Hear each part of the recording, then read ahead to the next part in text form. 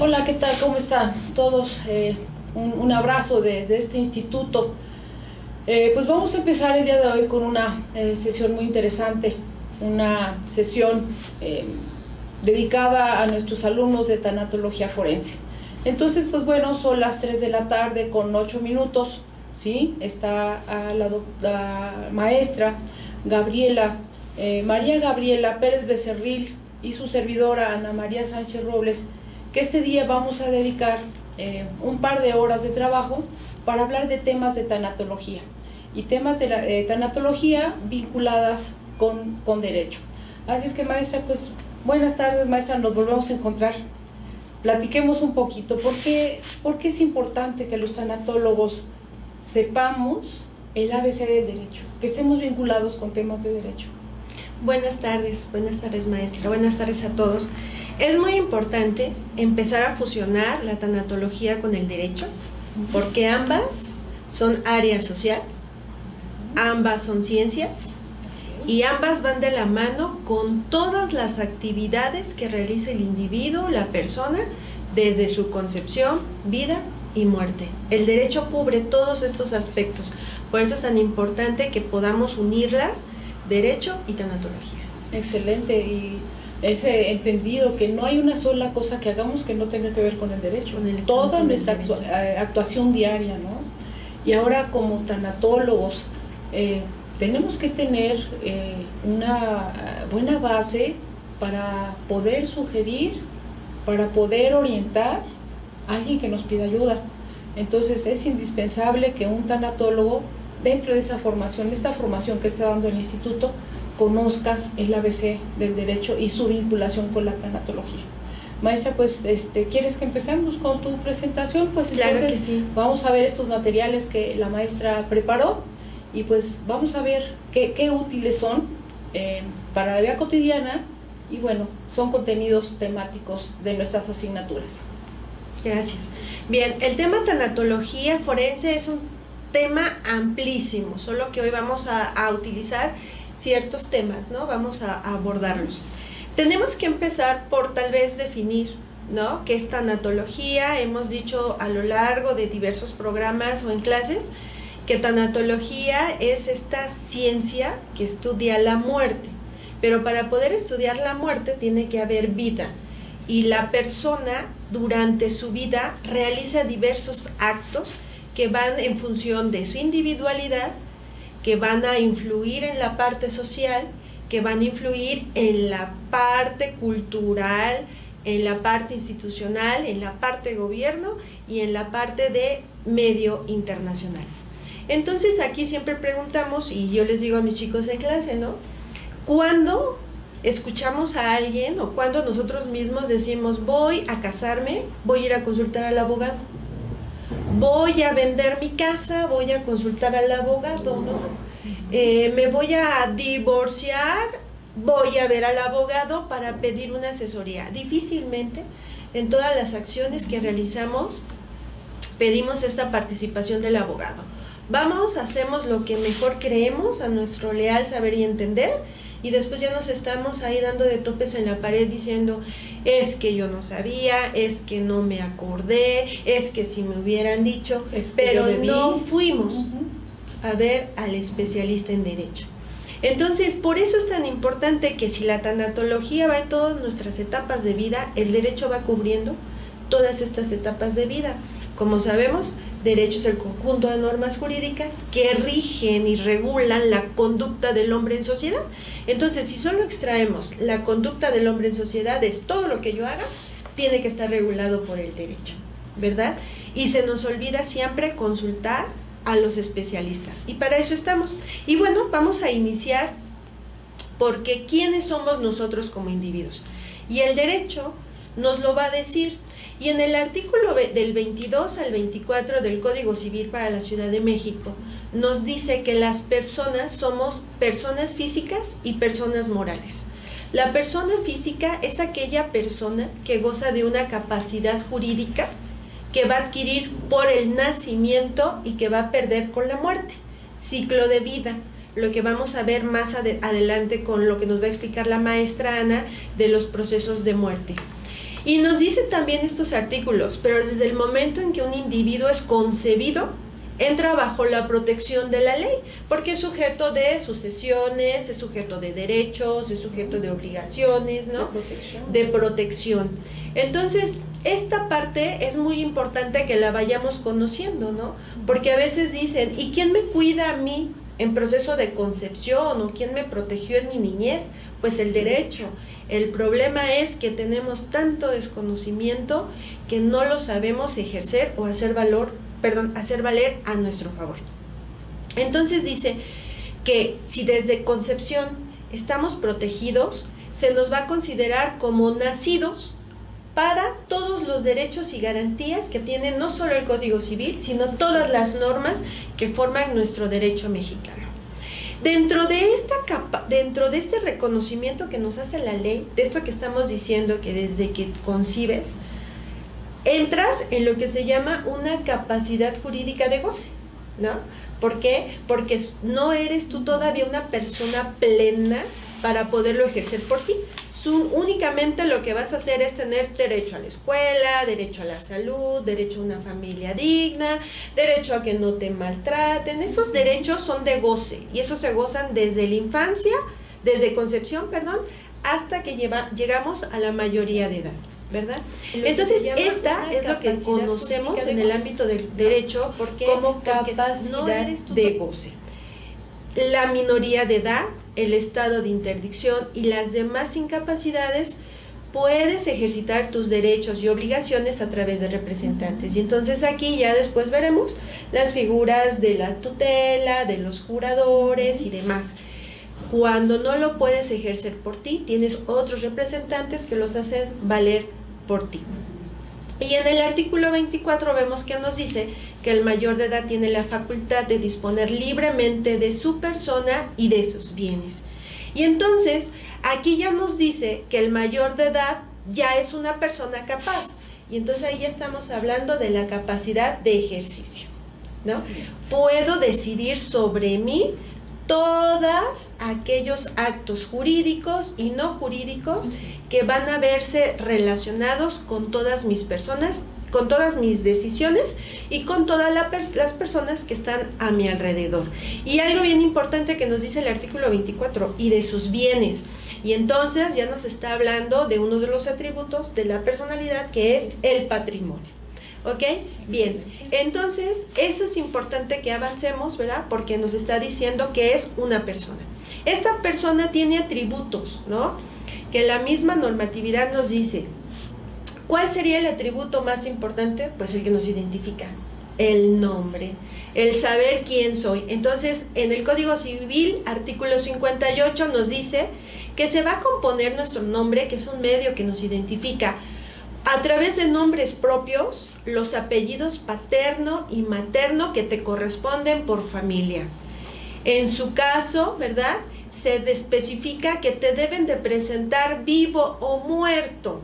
Eso es algo bien importante, no porque un feto, un bebé nació muerto, no se le va a registrar. Ese es un concepto equivocado que tenemos. Vivo o muerto se te tiene que presentar y asignar un nombre y obtener lo que dice la ley, la impresión digital de esta persona, porque ya tiene el reconocimiento de su personalidad desde concepción. Y dice el código, si se desconoce el nombre de los padres, el juez del registro civil es el que te va a asignar el nombre y los apellidos y va a hacer constar en el acta que se levante de nacimiento esta situación. Entonces, el atributo principal de las personas es el nombre, es el que nos identifica, y aquí hay muchos mitos. Siempre les digo a mis chavos, luego vemos información de internet donde nos dice que en México ya podemos decidir poner primero el apellido de la madre y si queremos el del padre no. Y les digo, chicos, chequen la fuente, porque eso todavía no está aquí. Es un proyecto de ley. Está en proyecto de ley y mientras no salga de ahí, todavía no lo podemos poner en nuestro derecho positivo. Entonces, en México es bien importante, ¿verdad?, esta parte, nombre propio y apellido paterno y materno. Y también existe un artículo, me parece que es el 59 del código, que dice que no nos deben de poner nombres que causen burla, humillación, ¿verdad? porque hemos tenido nombres verdaderamente vergonzosos y entonces eso van a crear conflictos en el desarrollo sano de la persona. La dignidad violencia, de la persona. claro. Y lo que queremos erradicar a través del derecho es la violencia. Maestra, y también algo importante, primer derecho de una persona que sea reconocida por el Estado. Y cuando Claro. ya tiene un nombre, que ya se puede armar ese CUR, ese RFC, pues ya existe para el Estado y por consiguiente va a ser receptor de sus 29 garantías individuales. Claro, y luego los padres con esta negligencia que no Así registran a los pequeños. Tenemos muchos casos de niños de 6 años que no han sido registrados, no van a la escuela y lo más grave es, no tienen cartilla de vacunación. No existen para el Estado. Para el Estado no existen, vamos, y entonces dices, bueno, 6 años y no tiene una vacuna. 6 años y cómo está, y entonces escuchas que dicen los papás, es que nunca se me ocurrió, o no sabía que lo tenía que registrar, ¿no? O lo dejé para después. O luego es que sus padrinos me dijeron, llegaron. o lo bauticé, ¿no? Entonces es importante que cumplamos con todas estos elementos y estas garantías que nos da el derecho. Segundo atributo muy importante también es el domicilio. Y preguntamos, pues, ¿para qué es importante el domicilio? Pues porque es el lugar de nuestro asiento habitual. Es el lugar en el donde nos pueden encontrar y donde nosotros podemos estar disponibles como nuestro hábitat, como nuestro centro de negocios, ¿no? Donde trabajamos, donde hacemos nuestra vida social. Eso es muy importante, tener un lugar donde vivir, ¿verdad? Porque eso nos va a dar identidad de población, de naturales, de demás, ¿no? Entonces, por eso es tan importante tener este atributo que es el domicilio. Y algo también, los derechos y las obligaciones se te notifican vía correo, vía correo postal, y el Estado puede ir a tocar a tu puerta y decir: Ana María, maestra Gabriela, tiene usted esta obligación, este derecho. Y bueno, ¿dónde nos ubican? Necesitamos un domicilio. Claro, imagínate, te llega la herencia de Inglaterra y no tienes dónde encontrarte tu castillo. ¿Cómo? ¿Dónde te van a notificar tu castillo inglés? Indispensable, un atributo de la persona, su domicilio. Su domicilio. Y desde pequeñitos, cuando te ponen tu cintita en el lugar en el que nace, ¿no? Viene el nombre del bebé, ¿no? Ahí te ponen nombre, todo, y hasta domicilio para que tengas esta identidad, esta identificación y no haya confusiones. Otro atributo, de la personalidad verdaderamente importante y crucial, maestra, el estado civil. Es divertido escuchar esto en clase, maestra. No, hombre, y les digo siempre, aquí no se aceptan preguntas personales porque causan honorarios, claro. ¿no? Ni la del primo, del amigo, ni nada. El estado civil, que tan fácil podemos decir, ¿no? Y luego en todos los formularios de las instituciones te preguntan estado civil y te ponen soltero, casado, viudo, divorciado, abandonado, quedado, que no sale en rifa, unión libre, todos esos. Esos no son estados civiles. No. Estados civiles, para la ley, nos dice su concepto doctrinario.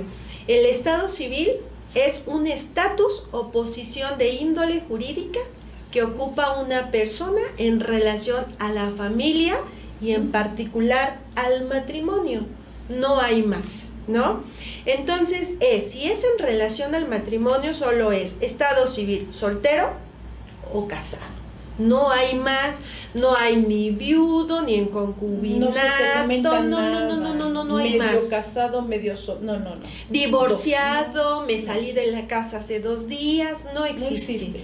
El estado civil es tan importante porque del estado civil se nos van a generar muchos derechos, maestra, y obligaciones, ¿no? Y algo bien importante, en el derecho tenemos la institución de la familia. Y de ahí viene el estado civil. ¿Por qué? Porque tenemos un padre, una madre, que son el origen de la familia. Y de ahí vienen, pues, los hijos, ¿no? Los parentescos y demás. Más, sin en cambio, esa institución de familia es bien importante. ¿Por qué?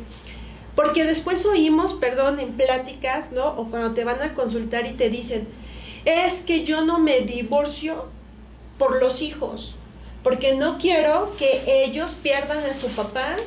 Y yo siempre les digo, espérate, la disolución del vínculo matrimonial es entre tú y él. Ellos jamás van a dejar de ser sus hijos, ni él su papá. El estado civil es contigo, el parentesco es con los hijos, ¿no? Entonces estamos hablando de dos situaciones bien diferentes. Por eso es tan importante, maestra y chicos, que comprendamos muy bien qué es el estado civil. Y es mi posición jurídica en relación a la familia. Maestra, y quita tantos problemas. Yo trabajé en el ISSSTE y decía, y es que llegó la primera esposa, la segunda. A ver, para el instituto, la única esposa es la que está registrada. Y solamente puedes quitar de beneficiaria a una esposa bajo dos circunstancias: que falleció o con un acta de divorcio. Claro. Entonces, todas esas complicaciones se quitan. Se van a eliminar teniendo en orden tu estado civil, ¿sí? Que es determinante para bienes sucesorios, para juicios sucesorios, para cualquier asunto masa matrimonial, por ejemplo. Tiene que definirse cómo van a quedar los bienes, ¿sí? Claro. Derivado del estado civil. Del estado civil. Por eso el estado civil es verdaderamente importante. Y luego hasta el día de hoy oímos comentarios que nos dicen, no, espérame, en el IMSS o en el ISSSTE me permiten una esposa y dos concubinas. Y tú dices, eso no puede ser, ¿verdad? Pero bueno, eso es lo que normalmente ocurre. Otro de los atributos de la personalidad verdaderamente importantes es la nacionalidad, ¿no? Decíamos que se registra cuando tú naces un nombre, tus padres, pero ¿en qué lugar naciste? ¿No? Entonces, esta nacionalidad significa un vínculo que te une con tu estado mexicano, no con tu estado de donde hayas nacido, sino con el estado mexicano. Te va a adjudicar tu ciudadanía, donde vas a adquirir derechos y obligaciones y por lo tanto vas a estar sometido a este régimen jurídico, ¿no? Esto lo podemos apreciar en los artículos constitucionales 30 a 34, ¿no? Donde se nos refiere toda esta parte de la nacionalidad y de la ciudadanía. Entonces podemos ir viendo que nuestro nombre, nuestro domicilio, nuestro estado civil, nuestro estatus jurídico con el estado son verdaderamente importantes y me están haciendo único. Único y diferente a todos los demás. Decíamos al principio, cuando veíamos el artículo 22 al 24, la capacidad. Esta capacidad, que es otro atributo que tenemos las personas, es una facultad de ser titular de derechos y obligaciones, ¿no? Y es lo que decíamos hace un momento, mi capacidad de goce, mi capacidad de ejercicio. Tengo derechos, tengo garantías, tengo beneficios, también tengo obligaciones y puedo ejercerlos en cierta etapa, ayudado por otra persona, y llega un momento, cuando llego a la mayoría de edad, en que los puedo ejercer por mí.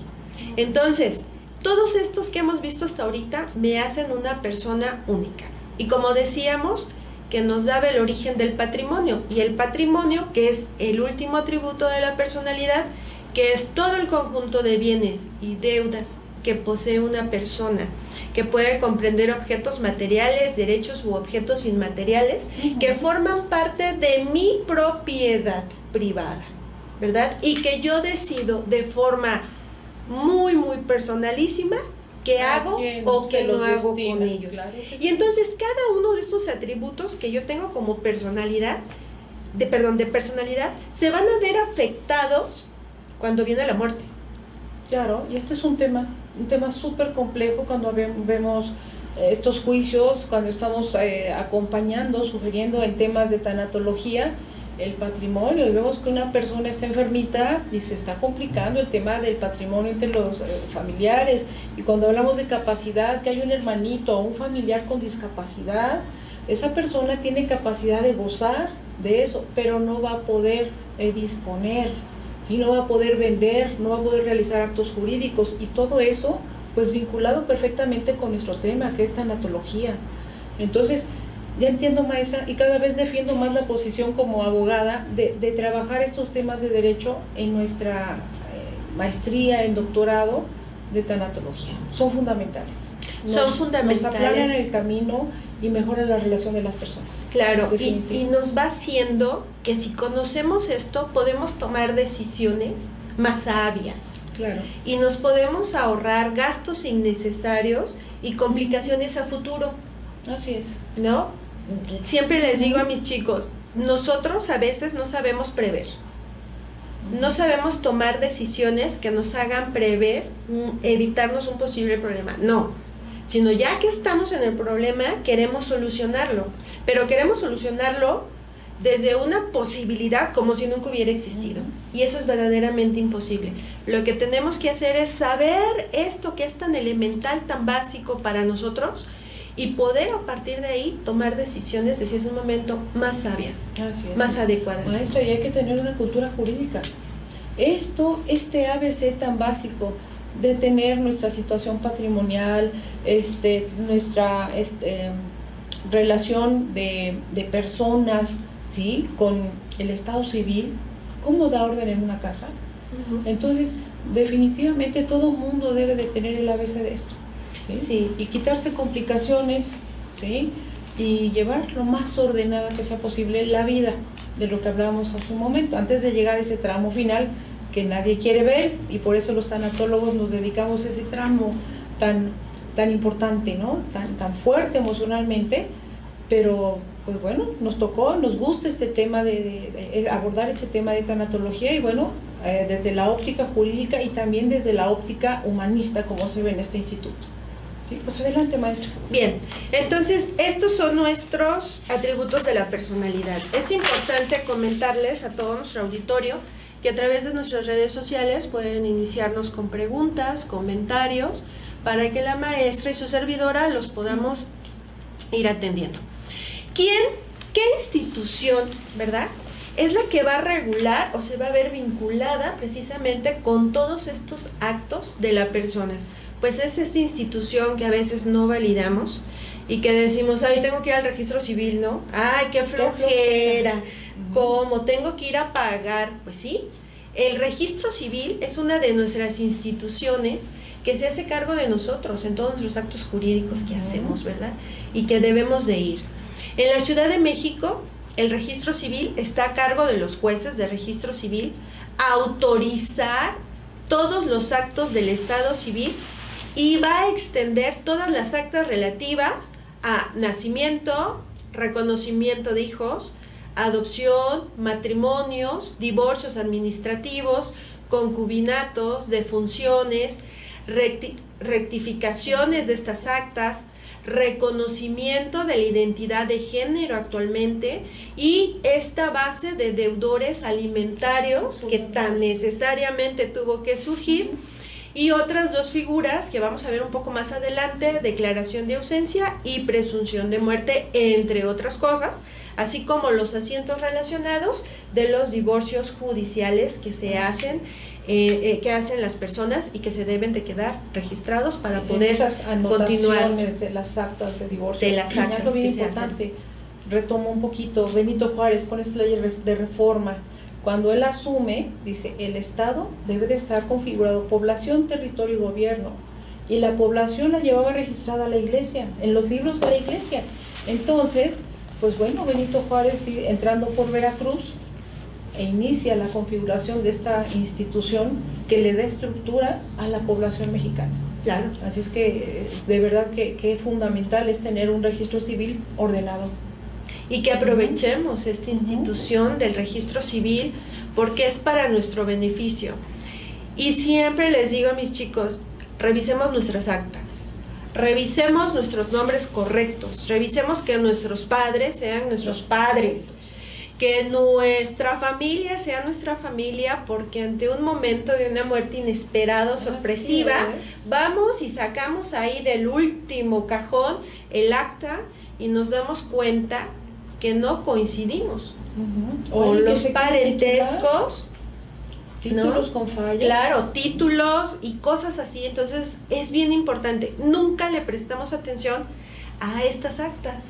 Te divorcias, el abogado te dice, aquí está su sentencia, ¿no?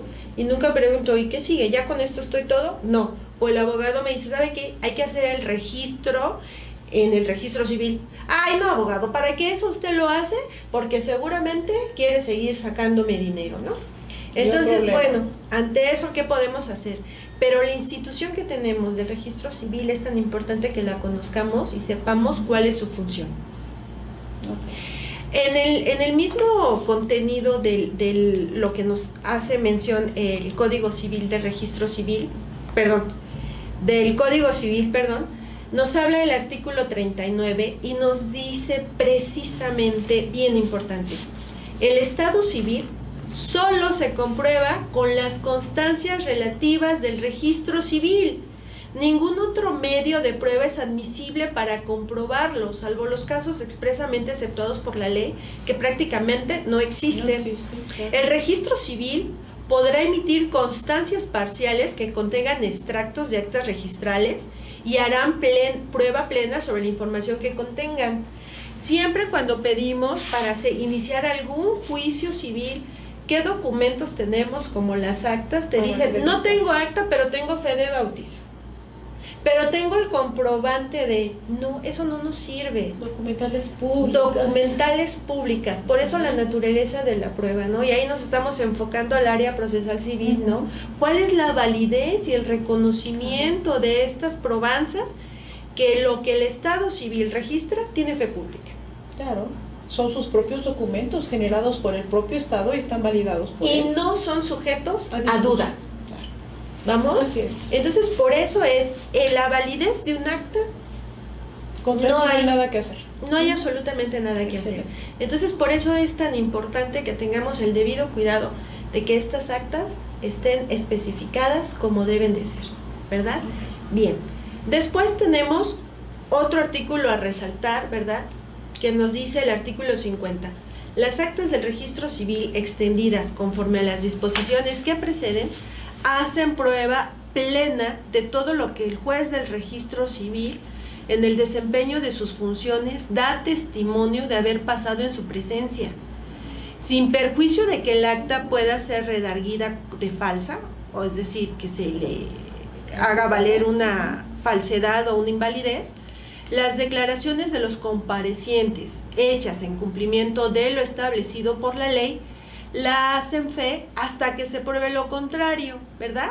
Es decir, en relación al artículo anterior no hay motivo para dudar del contenido de estas actas. Su validez es plena y no existe otra prueba que vaya a quitarles este valor que ellas ya tienen. Y bueno, vamos a iniciar por lo que son las actas de nacimiento. Las actas de nacimiento, ¿verdad? Lo que deben de contener es lo más importante. Dice el artículo 54, las declaraciones de nacimiento se harán presentando al niño ante el juez del registro civil en su oficina o en el lugar en donde el pequeño haya nacido, ¿verdad? Es decir, hay circunstancias que a lo mejor por cuestiones de salud el niño no puede moverse y entonces el oficial del registro civil tiene que ir al cunero o al área de terapia intensiva a verificar que este bebé haya nacido. Este es su primer acto jurídico de un individuo, sí. Su primer acto jurídico y personalísimo. No puede existir nadie en su representación. Nadie. Él tiene que ser por sí. Así es. Es muy bonito este concepto, ¿eh? Es algo que luego yo les digo a mis chicos cuando les explico estos artículos en clase, sientes así que te llega porque dices, ojalá entendieras el sentido de que te reconoce el Estado como como su ciudadano. Claro, estás en terapia intensiva, pero ahí va el Estado a ver para protegerte, para acogerte dentro de su naturaleza de Estado, para que ella sea reconocido como mexicano, como ciudadano. Es un concepto precioso esto. Claro, pero vuelvo a lo mismo. Lo tengo que llevar a registrar, fíjate, lo tengo como si fuera una carga. ¿Y si se me enferma? Ya se aire.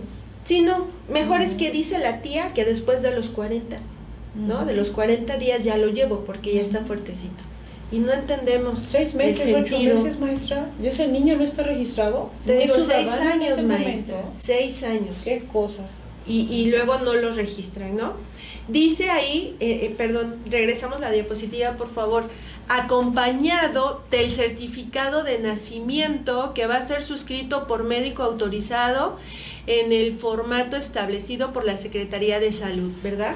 Entonces, cuando tú naces, el primer documento que tú creas como persona es tu certificado de nacimiento, que es donde el médico está dando fe, está haciendo válido que tú naciste, está estableciendo la hora en que naciste, el lugar en el que naciste, las condiciones en que naciste, quién eres, todas esas situaciones, el médico las está registrando en su momento. Por eso ese es el primer documento tan importante de las personas que va a dar origen a que el juez del registro civil vaya, certifique que lo que le dice el médico fue lo correcto, y entonces ya estás dentro del reconocimiento de la norma jurídica, ¿verdad? El certificado hace prueba plena del día, hora, lugar del nacimiento, sexo del nacido y de la maternidad y paternidad que que hemos traído, ¿verdad? El acta de nacimiento, el artículo 58 del Código Civil nos va a decir qué es lo que contiene. Igual, lugar, hora de nacimiento, sexo del presentado. Bien importante, el código nos dice presentado porque tenemos que estar ahí presentes con este pequeño que nació. El nombre o los nombres propios, los apellidos de nueva cuenta, paterno y materno que te correspondan, y aclara, vivo o muerto, y tu impresión digital, ¿verdad?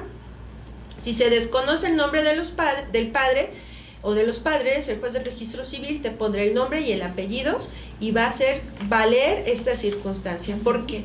¿En qué momento se puede desconocer a los padres? A aquellos bebés que los abandonan. Un abandono y que es un número alto. Y que son todos los días y en cantidades muy grandes que nos abandonan a estos pequeños.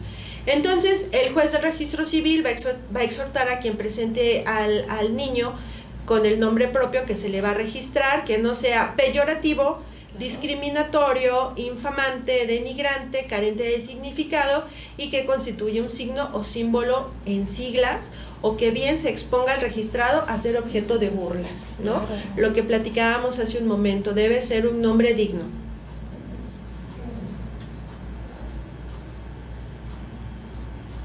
Ok, vamos a hacer una pausa. Una pausa, ¿verdad? Y vamos a escuchar los avisos que tiene nuestra institución y en un momento regresamos.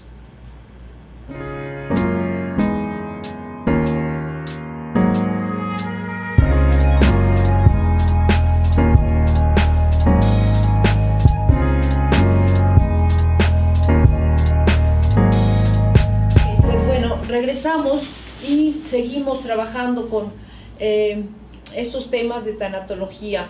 Y pues maestra, ¿me ayudarías con la lectura de nuestros alumnos que están participando vía redes sociales, por favor? Claro que sí. Becky Sanz nos dice: saludos maestra Ana María, presente la maestría en tanatología 40, generación Sabatino. Lenny Yanis Vizcaíno, profesora Ana María, muy emocionada por escucharla, un saludo. Silvia Becerril, aquí ya conectándose y viendo ya a la maestra María Gabriela Pérez Becerril. Jeremy Iron, saludos maestra, su alumno Jeremías Girón. Juana Lemus, saludos maestra Ana María, gracias por compartir tan importante información, maestría en tanatología 40 generación Sabatino. Dani Aguilar, qué gusto escuchar a estas dos profesoras tan excelentes como abogadas y maestras en este tiempo donde no podemos asistir a clase, mínimos escucharlas así. Muchas gracias y saludos a las dos. Gabriela Chavarría, ambas hermosas por fuera su personalidad y por dentro su sabiduría, alegran mis sentidos, aún más en esta cuarentena. Saludos, generación 19, días jueves, derecho. María Candelaria Martínez Flores, saludos maestras, no tengo el gusto de conocerlas, pero felicito a la institución por las clases de este medio. Soy alumna de la generación de Derecho 18A Sabatino. Bien, y pues bien por nuestros alumnos y maestra, que bueno, se siente agradable el afecto de nuestros alumnos, la verdad. Sí, es reconfortante. Y bueno, y insisto, motivador. Esto va a ser una vía, sí, claro, nos motiva que sigamos haciendo las cosas. Ya son 3 participaciones que tenemos juntas, así es que vamos a seguir haciendo inventos, proyectos, muy bien, se vale, sí, trabajando. todo lo que reditúe en conocimiento, en experiencia para nuestros alumnos, que les aplanemos el camino o los enfrentemos a situaciones que van a ellos a encontrar, pues vamos a trabajar en ellos, ¿sale? Ok, bueno, también avisamos que nuestra institución hoy a las 6 de la tarde va a trabajar con el tema de las experiencias que hemos tenido en esa plataforma Zoom. ¿Sí? Es interesante esta nueva conducta, este nuevo comportamiento, tanto de profesores como alumnos, para podernos enfrentar y seguir comunicando y seguir con este proyecto llamado educación.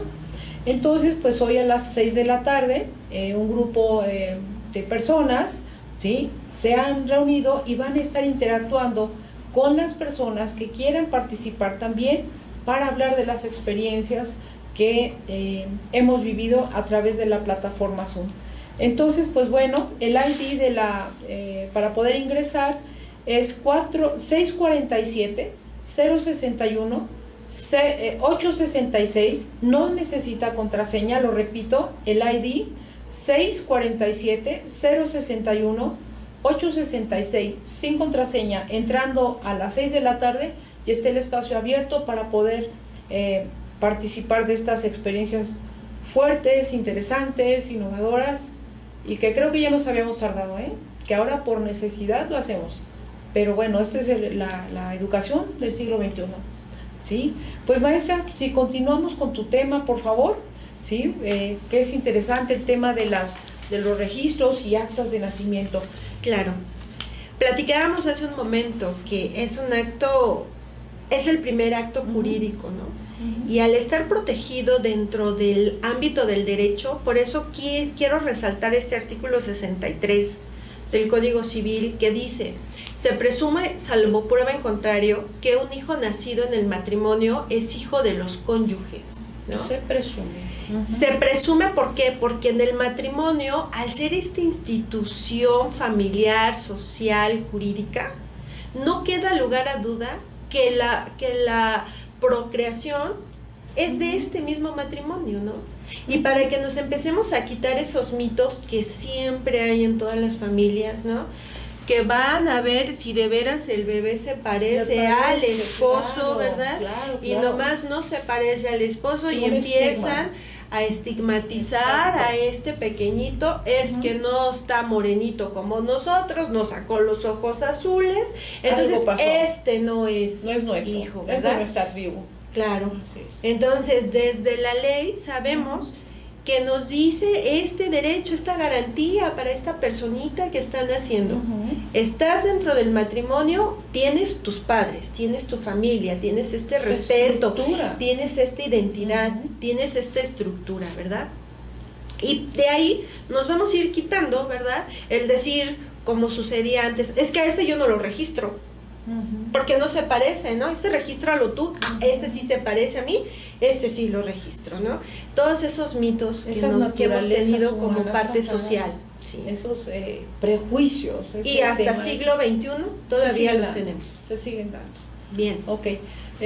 ¿Seguimos con tu presentación o cambiamos? Yo creo que esta parte del registro civil hasta acá queda, para que empecemos a hablar del otro momento de vida que es tan importante, ¿no? Ya vimos nacimiento, ya vimos todo lo que pasa, y la maestra Ana María nos va a hablar aparte ahora de su contrario al nacimiento, que es la muerte. Entonces, te escuchamos ahora atentamente, maestra, con este tema tan importante que es la muerte. Ok, pues bueno, yo siempre les digo a los chicos, ay, pues qué cosas, ¿por qué estamos estudiando tanatología? ¿Por qué no estudiar turismo? Tan bonito, preparar un viaje de playa o de esas cosas. Pues bueno, qué bueno que hay quienes nos ocupamos de pensar en ese momento tan trascendental, tan fundamental en las personas, momentos críticos, y que así como preparamos un superbautizo, tenemos que preparar esto, desde lo jurídico, como lo estamos viendo, desde lo social, ¿sí? Y tenemos que prepararnos también emocionalmente para esto. Entonces, yo creo que todo mundo tiene que tener las bases de esa tanatología y tenemos algo en común. Yo quisiera saber por qué escogimos tanatología. Algo nos llama, algo nos hace abogadas, clic, tanatólogas, o sea, nos queremos meter desde lo jurídico, pero también esa parte humana que no podemos desvincular nunca, ¿sí? Entonces, pues bueno, vamos a segmentar este trabajo, lo que es tanatología forense y un poquito de bases jurídicas de la muerte, continuando con el trabajo que acabas de presentar. Hay algo interesante, cuando hablamos de forense, inmediatamente nos remontamos a los programas de televisión, y resulta ser que cuando hablamos de forense, habla de foros. En ese foro, donde van a encontrar o van a concurrir especialistas para debatir un tema determinado.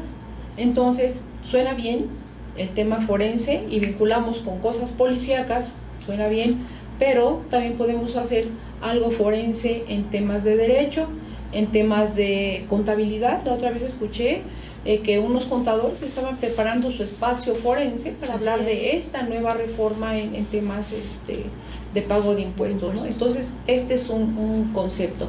Y si vemos ahora la siguiente, diapositiva que sigue, por favor. Ok. ¿Cuáles son las áreas donde se vincula esa ciencia forense, o también la conocemos como, disculpen, pero podrían ponerla en F5 para que la pueda ver? Gracias. La anterior. Ah, ya, gracias. Ok. No, sí. Listo.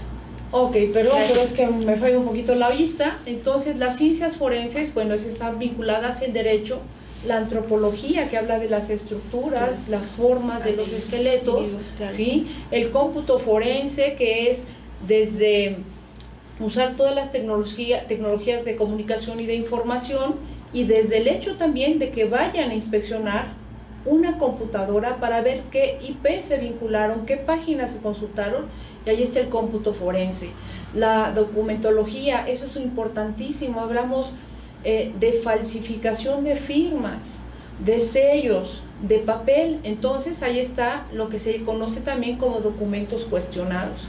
La odontología forense también son huellas, así como tenemos huellas en nuestras manos, también tenemos esa huella en la dentadura, ¿sí? Y bueno, la entomología habla de los insectos. Cuando se dan esos fenómenos cadavéricos, también aparecerán esas moscas que dejarán unas larvas, luego esas pupas, y bueno, aparecerán otras nuevas, y eso nos va dando la cronología de los fenómenos cadavéricos.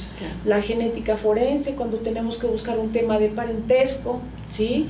La lingüística forense, cuando hablamos y escuchamos a una persona que está dando un testimonio, cuando escuchamos o tenemos una grabación en un caso penal, eso ahí está la lingüística forense. La meteorología, cuando tenemos asuntos del clima. En Chiapas una vez se desgajó un cerro, y bueno, hablamos de un fenómeno climatológico, un fenómeno meteorológico, entonces también está incluida ahí. Y la necropapiloscopía, que habla de las huellas digitales tanto de manos como de pies. La psicología forense, un psicólogo especialista en hablar de la psique, de las reacciones, de las emociones, pero con un lenguaje jurídico, porque seguramente va a redactar informes que van a dar solución a temas en un caso penal. La toxicología, bueno, especialista, una rama de la química que habla de sustancias que pueden alterar o incluso hacer que una persona pierda la vida. Y bueno, pues esa criminalística, que es un conjunto, una base importante del derecho, que habla de todo el estudio, de todo el escenario para dar una posible solución, un porqué o un análisis del por qué se cometió algún delito, o la pérdida de la vida o una lesión.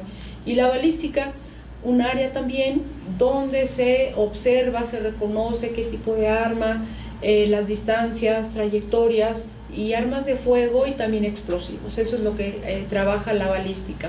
Y si vemos la siguiente diapositiva, por favor. Ok. Cuando trabajamos en derecho y trabajamos en tanatología, es imposible no especular. Abogado que piensa plano, no está entendiendo lo que es el derecho.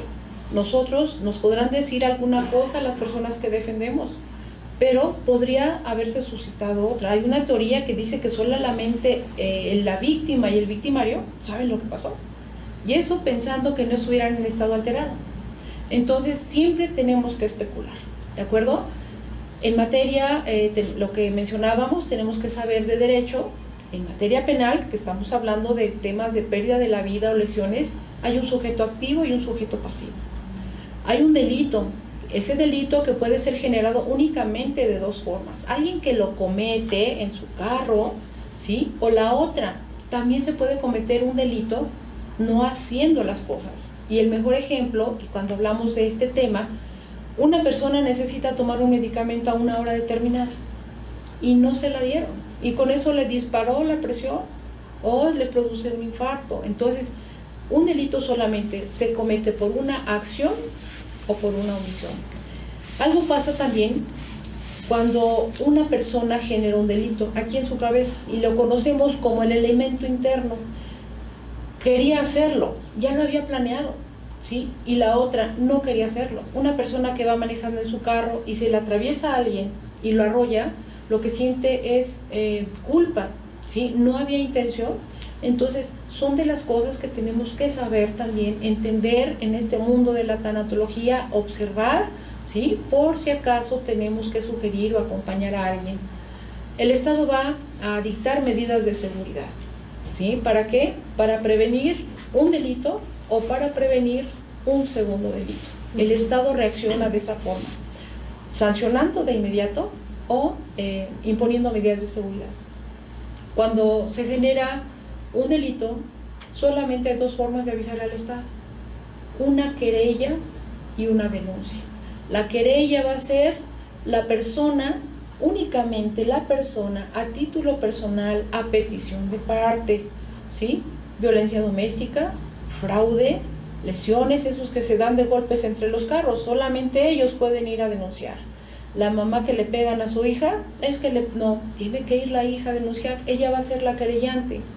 Y luego la denuncia, por su nivel de gravedad, cualquiera puede presentarse a hacer esa denuncia, y ojalá que se expanda, se aumente esa cultura de la denuncia para aportarle la paz y la tranquilidad de este país. Entonces, bueno, también hace un rato ya hablabas de quién es capaz. Bueno, también para el derecho hay gente que va a ser capaz de recibir el castigo por haber cometido un delito. ¿Qué se necesita? Primero, haber cometido el delito. La otra, que sea mayor de edad. Y la otra, que esté intelectualmente bien. Entonces, a eso le vamos a conocer como imputable y que es capaz, ¿de acuerdo? Entonces, pues bueno, vamos a también conocer que hay delitos que se consumaron, ¿sí? Que se realizaron, y otros que se iban a hacer, pero listos, porque también son sancionables. Claro, o sea, nada más lo iba a golpear, lo iba a matar, pero a eso inmediatamente van a intervenir el Estado sancionando. Afortunadamente la norma jurídica es la única que tiene la figura coercitiva, la que nos obliga. La norma social, la de conducta, pues no, solamente el reproche de nuestro grupo social, pero la jurídica es así: o enmiendas o te sanciono, ¿de acuerdo? Entonces, pues bueno, también en este tema de cuestiones forenses, no nada más es decir, pasó, me hicieron, tenemos que probar, ¿sí? Y en esto vamos a usar esas documentales públicas, estas actas como las que decía, todos los documentos que nos da el Estado, documentales privadas, los documentos que nosotros generamos en lo privado, ¿sí? Necesitamos también testimonios. Es tan bonito el concepto de testimonio, es dar fe de lo que recibimos a través de los sentidos. Así es. Yo vi, yo oí, ¿sí? Yo sentí, ¿sí? Yo escuché, esos son elementos para dar testimonio. Entonces, esto es lo que debemos de saber como tanatólogos también, una confesión. Cuando alguien admite que hizo un daño, pues ahí está, que es un perito, un técnico, un especialista. Imagínense, hay peritos tanatólogos, ¿sí? Entonces, aquí hay una especialidad, puede dar fe un perito tanatólogo de un acontecimiento. Y bueno, también puede llegar la policía ¿sí?, la policía de investigación al lugar de los hechos y validar el espacio, ¿sí? Es parte de cómo se va armando una carpeta de investigación, ¿sí? Y bueno, pues, y lo que insisto, la presunción que siempre, siempre deberá de existir, y la conocemos como la ficción humana y legal, ¿sí? Entonces, sí, seguimos, por favor. De todo esto, ¿sí?, es el uso, también conocemos a la parte forense como la medicina legal, ¿sí? Es el uso de técnicas científicas que las vamos a usar para un proceso, porque ya estamos en un aspecto jurídico. ¿Qué significa esto? Que es la aplicación de diferentes ciencias, como las que mencionaba hace un rato, para probar la responsabilidad de un posible hecho delictivo, ¿sí? Incluye la recolección de evidencias, extracción de muestras de ADN, comparación de fibras, tejidos, balas, y obviamente lo que decimos, el foro, el debate externos de grupo de personas haciendo teorías del por qué una persona falleció o cómo fue lesionada. De especialistas. Exactamente, ahí son los especialistas de ese tema. ¿Ok? Y bueno, maestra, no va a haber espacio donde yo no hable y vincule la persona humana, la dignidad humana y la seguridad humana. Cuando hablamos de fallecidos, esos cadáveres, por ahí tenemos un artículo de nuestra ley de salud, dice que van a ser tratados respetuosamente y con dignidad. Así que con cuidado. Yo he visto los paramédicos en un acto de respeto, nunca los brincan, le dan la vuelta, ¿sí? El tratamiento de los cadáveres tiene que ser cuidadoso, hemos descuidado, se ha rebasado por mucho, pero tenemos que trabajar la dignidad de la persona por siempre, ¿sí? Y la persona humana, pues, protegida por los derechos humanos y por ese artículo primero de la Constitución, único e irrepetible, que tiene cuerpo, que tiene alma, ¿sí? Entonces, por consiguiente, tenemos que ser muy cuidadosos. Y hablar de seguridad humana, estamos en este momento a nivel global con un tema de seguridad humana. El Estado va a reaccionar y protegernos, dice la definición, libre de todo tipo de amenazas. En este momento tenemos una, y el Estado y el planeta está reaccionando ante esa circunstancia. Y aquí, maestra, yo quisiera que hiciéramos una pausa y que interactuáramos. Tanatólogo no puede ser prejuicioso. No. Tanatólogo tiene que ser gentil, no puede ser imperativo, acompaña, sugiere, ¿sí? Yo no imagino un tanatólogo en un momento de emociones fuertes y que alguien llegue con energía y con un tono de voz que quiera dominar un tema. Que ordene, ¿no? Claro, entonces, y prejuicio, ¿sí? Pues a lo mejor una persona se murió de tal padecimiento, un chico con adicción, un suicidio, y eso causa problema. Ya a la gente le da pena, ¿sí?, saber o decir de qué se murió su familiar, y eso, pues, un tanatólogo tiene que ser muy ecuánime, muy respetuoso, ¿sí?, y quitarse de todo tipo de prejuicios. No sé si quisieras tú comentar algo al respecto. Claro, algo importante, como dices, maestra, es que también como tanatólogo no nos proyectemos con lo que nos están diciendo. Esa es parte de lo no prejuicioso, ¿no? Tal vez hay muchas cosas que yo no comparto con la persona, pero no es mi momento. Es los elementos, las herramientas de la persona. Dejar de hacer esas expresiones, ¿no? ¿Se suicidó? ¿En serio? No. Nosotros debemos de ser completamente neutrales de esto. Eso es lo importante, ¿no? Y sobre todo no es darles nuestros consejos, porque si no somos consejeros. Es ayudar a la persona, sí, a que a través de sus recursos ella encuentre sus soluciones, no imponer. Yo en tu lugar haría nada que ver. Acompañarlo, porque no lo podemos resolver. Solo lo escuchamos, estamos con él, y sobre todo algunas veces sugerirle. Pero es si tú quieres. Sí, cuando decimos que asesoramos, como que hay una figura superioridad. Entonces no, yo creo que ahí no es. Por eso yo remarco, acompañamos, sugerimos, y cada familia y cada entorno tanatológico es único. Sí. Así es que no hay un manual, se va acomodando de acuerdo. Generalizar no se puede. Imagínense que hiciéramos en este momento también prejuicios de que alguien muera de coronavirus. ¡Ay! Sí, cuando fue el momento del VIH. El cáncer, maestra, cuando todavía se desconocía el tema del cáncer, que pensaba que era contagioso, ¿no?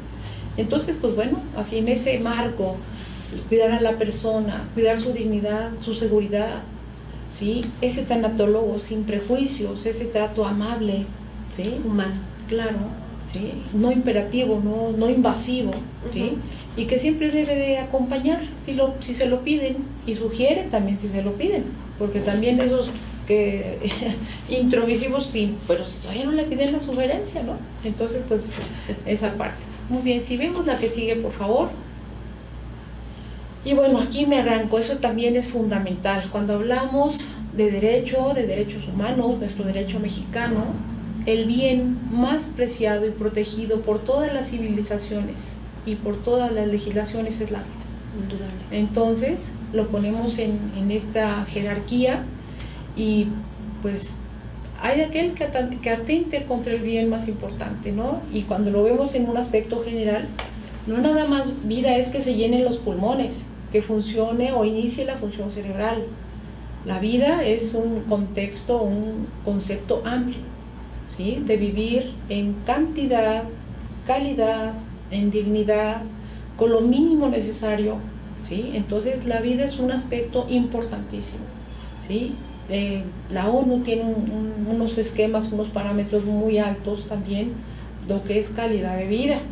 Entonces, cuando dijeran, no, pues que en un medio ambiente tal, tantos metros cuadrados en tu casa tal, con unas condiciones alimenticias tal, sí es cierto, son muy importantes, pero bueno, van a ser proporcionados a la latitud donde se vive, ¿sí? Entonces, yo creo que cuando vemos y hablamos de vida así, un mundo impresionante, ¿sí? Y cuando hablamos de vida, hablamos de respeto. ¿Quién es una persona? ¿Qué decide ser una persona? Cuando hablamos de no prejuicios, yo siempre lo digo, bueno, pues alguien en su vida es una chica, pero viene en cuerpo de chico, o trae su cabello morado, o quiere ser religioso, o es protestante, o es político, o es músico. Entonces eso es vida, lo que te permita vivir en un estado de dignidad. Y por eso, insisto, tenemos que ser muy respetuosos del derecho. El derecho lo pide como primer elemento, ¿sí? Como un derecho humano, ¿sí? Entonces, pues bueno, fundamental este tema de qué es la vida. Y ahora vamos a nuestra materia prima. Contrario. Así es, versus la muerte. Habla de mors, que es gen, ¿sí? La muerte es el término de la vida, la posibilidad del organismo de que concluya ese proceso homeostático, ese proceso que es de autorrecuperarse, y es cuando los signos vitales, ese físico, se va agotando y va extinguiéndose. Coloquialmente, dejar de vivir.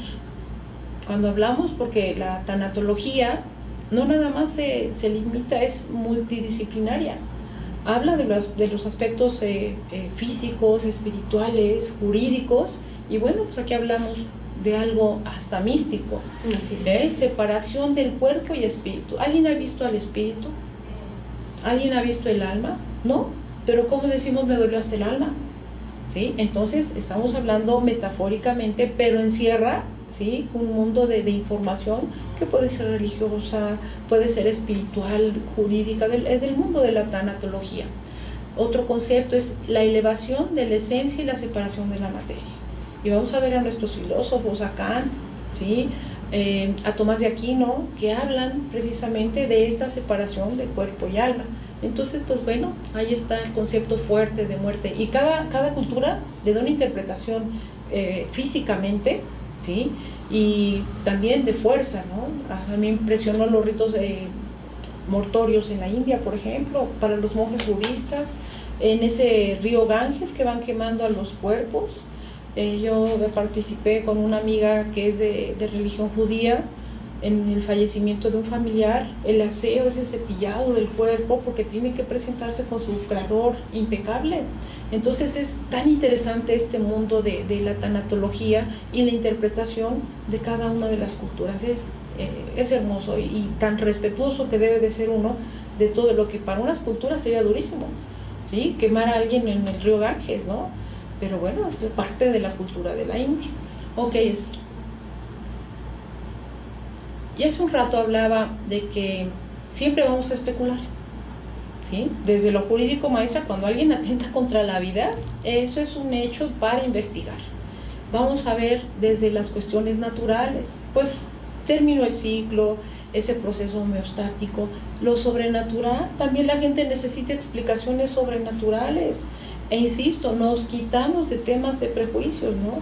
En la parte religiosa, pues cuando alguien concluye su existencia, pues desea que esté su familiar con su creador, y muy válido, y como partes de un grupo que esté en una situación de pérdida, respetuosos.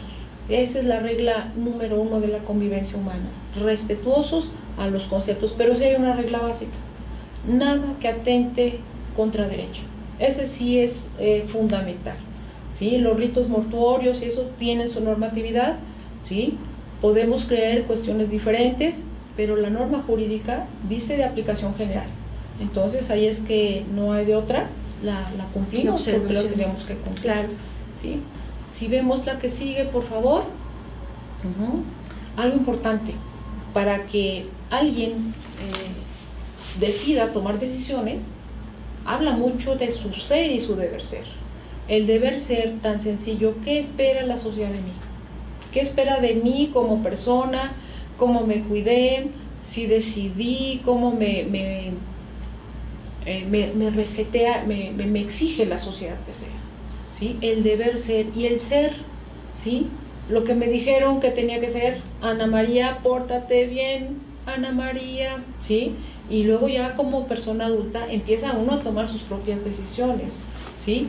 Pero qué importante es el deber ser para quitarnos problemas, ¿sí? Eso que levántese temprano, cumpla con sus obligaciones y va uno librándola ese día con día, ¿no? Y algo de lo que ya hemos avanzado, maestra, los actos jurídicos, ¿sí?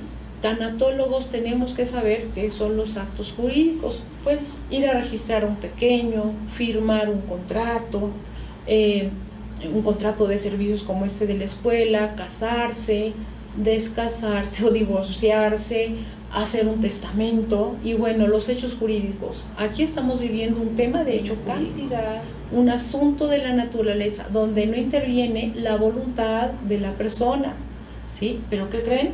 Tanto los actos y los hechos jurídicos tienen consecuencias de derecho, y tanto que estamos metidos en nuestra casa, ¿sí? Y si alguien firma un contrato, tiene consecuencias, así es. Entonces, pues bueno, contra los hechos no hay nada que hacer, pero sí van a tener consecuencias, ¿sí? Y bueno, pues eso es cosa, como digo yo, el ABC que debemos manejar en tanatología. Y vámonos ya a los tecnicismos de la tanatología, maestra. Bien. Inhumar, enterramiento, ¿sí? Que se ha cumplido con los requisitos establecidos por la ley sanitaria. Nadie puede llegar, inhumar, ¿sí? Enterrar a una persona. Tiene que tener su certificado de defunción. Con posterioridad se generará el acta de defunción. Pero son tecnicismos que todo mundo debe de conocer. Exhumar, extraer, desenterrar el cadáver de la sepultura. ¿Cuándo se puede hacer eso? Únicamente a través con la autorización de un juez, ¿sí? Porque está sujeto a una investigación, ¿sí? Entonces, exhumar para fines antropológicos también, ¿de acuerdo? Y bueno, pues otro tema que tiene que ver con toma de decisiones, que es la cremación, ¿sí? Es quemar un cuerpo hasta dejarlo en estado de cenizas. ¿Sí? Maestra, me gustaría hacer una pausa aquí porque creo que viene lo jurídico y lo tanatológico. Adelante.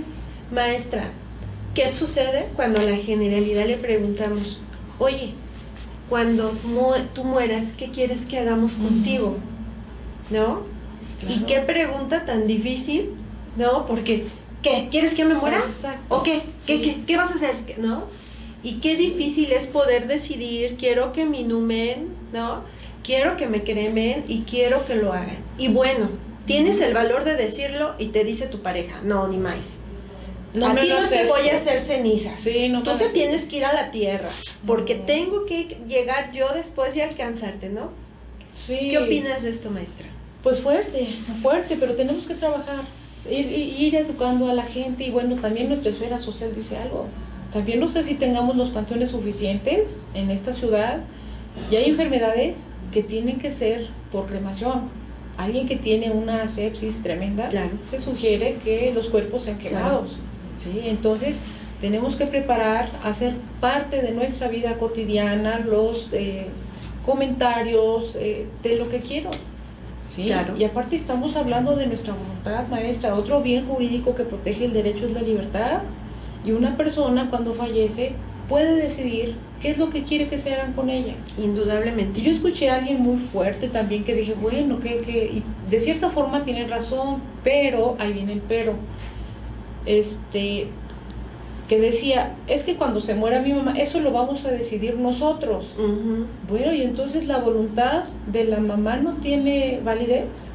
Entonces yo creo que tenemos que trabajar en un vínculo de comunicación, ¿sí? Entonces pues vamos a hacer una pausa para seguir viendo la información de nuestra institución.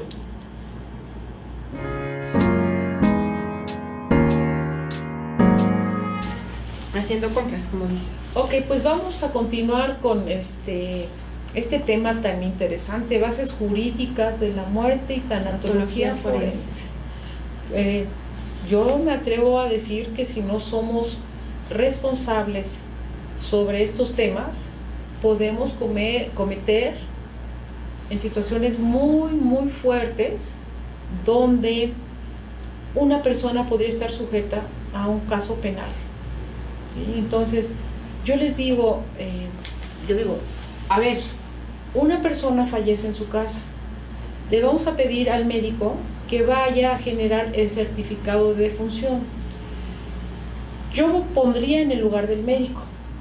Llego a un lugar y está impecable, está limpiecísimo. A mí me podría dar la idea de que están quitando alguna evidencia. Entonces, es importante dejar las cosas como tendrían que estar, que se vean sus medicamentos, que se vean los alimentos que le dieron, ¿sí? Que le pregunten algo muy importante también, a la gente únicamente deberá contestar lo que le preguntan. Maestra, esa es una regla. Le dio de comer, sí, pero no quiso comer, pero ayer tampoco, pero no por encubrir, pero para no complicarse. A preguntas claras, respuestas claras, preguntas concretas, respuestas concretas. Entonces, son de los elementos que podremos acompañar, sugerir a las personas que estamos acompañando, ¿sí? Para no cometer un tema donde pudiera estar sujeto después ese cuerpo a una investigación, a un estudio de patología para ver si no hubo un agente externo para que le haya causado o le haya privado de la vida. Ahí viene el concepto en una de las presentaciones, homicidio, el que prive de la vida a alguien. Entonces imagínense, entre familiares estar sujetos a una investigación con un ser querido, entonces por una cuestión de omisión o comisión, como le decía hace un rato. Entonces es muy importante que el tanatólogo tenga este ABC del derecho para que no genere conflictos jurídicos a la persona que le está atendiendo. Claro, creo que lo importante aquí sería tener las bases elementales como tanatólogos de la norma para poder brindar una asesoría y un acompañamiento eficiente. Porque socialmente, ¿no? Decimos siempre, ay, es que va a venir el Ministerio Público y la policía, ¿y qué va a hacer, no? Es que debemos de preservar el lugar, no mover nada, porque ellos solamente van a ir a hacer lo que les corresponde. Es más nuestro miedo, es más nuestros mitos que tenemos que lo que realmente puede suceder. Entonces, como tanatólogos, esa es una función bien importante, maestra. Sí, y repito, la mente nos da de sí, o sea, la gente sabemos que está pasando por una situación difícil, pero no puede perder el control, ¿sí? Y hemos visto en escenarios, cuando vemos un poco de teoría de tanatología, cómo aparecen los diferentes roles dentro de una situación. El hijo muy solvente, ¿no? Solvente emocionalmente y solvente económicamente. El otro familiar que se desvanece, que a veces tenemos que no cuidar resuelve, más, claro, que hay que cuidar más, ¿sí? O al que se huye, ¿sí? Entonces vamos a encontrar los diferentes roles dentro de una situación y tenemos que saber intervenir de esto, ¿sí? Entonces estos temas de tanatología son fascinantes, ¿sí? Entender las emociones, entender por qué, luego aparecen ahí los ruidos de las historias personales, ¿no? Que el tema de los perdones suena muy bien, que llegue aunque sea un poco después o pronto, pero si con eso la gente se estabiliza emocionalmente, pues bienvenidos, ¿sí? Entonces es muy interesante el tema de tanatología forense y nuestra materia de bases jurídicas. Maestra, ¿nos pudieras hablar un poquito sobre quién es la persona más importante en el proceso de muerte? Sobre de quién debemos de estar pendiente de lo que quiere, de sus necesidades, de escuchar si quiere ver a alguien o si no quiere ver a alguien, por favor, maestra. Yo creo que es fundamental, atendiendo lo que es esa dignidad humana, esa libertad humana. El eje rector tiene que ser el paciente, tiene que ser la persona, y hay que dejarlo ir en las mejores condiciones, en pro de esa persona y en pro de las personas que se van a quedar, porque al ratito va a aparecer algo que no nos gusta, y además el concepto es fuerte, se llama culpa. ¿Sí? Entonces tenemos que ser muy respetuosos de la voluntad de las personas. Y a lo mejor, pues bueno, va a querer ver a un hijo que no había visto, o al hijo ingrato. Al que no da dinero y que no viene a cuidarla, pero ella lo quiere ver. Exactamente, y entonces empiezan las personalidades de choque y la incomodidad en casa, pero insisto, el eje rector tiene que ser la persona que está en peligro, que está en posibilidad de perder la vida. Y bueno, en esas enfermedades tan largas, tan dolorosas, ¿sí? Hasta complacientes, Claro. ¿sí? Hasta complacientes. Alguna vez una amiga me llama y me dice: Ana María, mi papá está muy mal, tiene cáncer, ¿sí? Y quiere ir a Oaxaca. ¿Qué hago? Digo, si está en la capacidad de ir a Oaxaca, llévenlo, ¿sí? Pues hablen con su médico, que les den sus parches, esos parches tan fuertes de medicamento para controlar el dolor. Claro, maestra, de esos cuidados paliativos, acompañar hasta el último momento, preservar a la persona, evitar el dolor. Escuché algo también tan simpático trabajando en el ISSSTE cuando me tocaba estar en los hospitales. Decían: ¿y qué tal si se hace adicto? Bueno, por Dios santo, para eso están los médicos, pero los algólogos, que son los encargados de llevar el tema del dolor, son los especialistas. Ellos saben el tema de la dosificación del medicamento. Y vivir con dignidad también es quitar el dolor. Claro. ¿Sí? Quitar el dolor es un acto humano, ¿sí? Y también cuando alguien decide: por favor, ya no me hagan más cosas que están atentando contra mi dignidad, también es muy válido. Claro. ¿Sí? Yo me gusta hablar de experiencias. Dando una vez en uno de los hospitales también, me mandan de la dirección general: vaya a tal hospital. Bueno, pues eran unos hombres gigantes que trabajaban en la procuraduría, gente muy importante, y traían a la mamá que la resucitaba no sé cuántas veces, que la entubaron, y yo le decía: sean cuidadosos con su mamá, ¿sí? El instituto está haciendo lo que está en su capacidad técnica, con implementos médicos, para restaurar a su mamá, pero esto es cuestión de horas. Con todo cuidado, con todo respeto, yo les pido que cuiden la dignidad de su mamá, que no la sometan a tratos crueles, tratos donde haya dolor. Y sale una enfermera con ese tono sabio que también tienen las enfermeras, le dice: maestra, aquí los señores están queriendo pagar culpas. ¿Sí? Entonces, algunas cuentas que tuvieran por ahí, les digo, ahí son argumentaciones y aparecen tantas personalidades y tantos mensajes. Pero sí, lo primero que se tiene que preservar, pues es eso. El eje rector es la persona que está pasando un evento.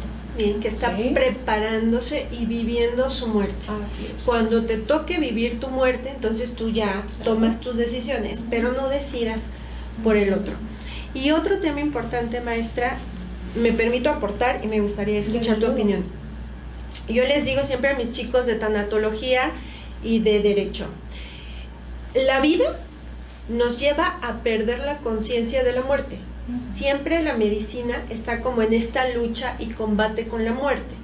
Entonces, retomando tu ejemplo, le dices: una persona de 90 años con cáncer, ¿no?, terminal, que la llevas a resucitar, ya estás perdiendo el objetivo de la vida, porque estás luchando con una muerte que ya es inminente. que nunca vamos a poder evadir. Entonces creo que es importante que hagamos conciencia de que vida y muerte van aparejadas. Y que no es una lucha ni de la medicina, ni del derecho, ni de ninguna otra disciplina contra la muerte, sino es empezar a coadyuvar con ella para hacer este proceso de muerte más aceptable. Para eso están las religiones, pero lo tenemos que empezar a llevar a las áreas científicas. ¿Qué opinas, maestra? Yo creo que nacimiento y muerte, los dos eventos más emotivos que puede acontecer en un ser humano. Importantes. ¿Sí? Entre estos que nacen y estos que mueren. Pero en ese entorno que va a presenciar esos son los eventos emocionales más significativos. Y que si hay una lucha para prolongar, atenuar y verlo lejano el tema de la muerte, pues sí, la ciencia es así, pero también la realidad nos lleva a decir, pues sí, serán todas las luchas habidas y por haber científicas, pero el tema es que todo el mundo va a llegar a una conclusión de su vida y la vamos a llevar de la manera más digna, más respetuosa, más honorable. Claro que sí, ¿sí? Tenemos un número altísimo de adultos mayores, ¿sí? Pero el lenguaje corporal, el lenguaje verbal, ¿sí? Los diferentes tipos de violencia que están viviendo nuestros adultos mayores es muy fuerte. Entonces, sí es cansado trabajar, estar con un adulto mayor, ¿sí? Pero hay un código de ética. Ese adulto mayor se llama mamá, se llama papá, ¿sí? Debe de haber un vínculo, ese vínculo humano, ¿sí? Para tratar de hablarle con cuidado hasta ser amoroso. A lo mejor no lo fue el otro, ¿sí? Pero el mundo de la tanatología da tantos elementos para pensar, ok, a lo mejor no tuviste una super mamá, un super papá amoroso, pero tú vas a tener ese vínculo con él y te va a hacer una recuperación para ti y vas a ir hacia atrás a tus futuras generaciones, también puliendo, limpiando esas huellas que se quedan, ¿sí? Entonces desde la tanatología podemos observar la psicología, la medicina, la sociología, ¿sí? Todos los aspectos de esto, ¿no? Y que nos tienen que enriquecer. Y en este momento, maestra, yo creo que es inminente y necesario que todos tuviéramos un encuentro con la tanatología, no verlo como una cosa de terror, de muerte, mejor decir, ni lo veo. ¿Qué locos están estudiando tanatología? ¿Qué es eso? Y luego en estos momentos tan terribles.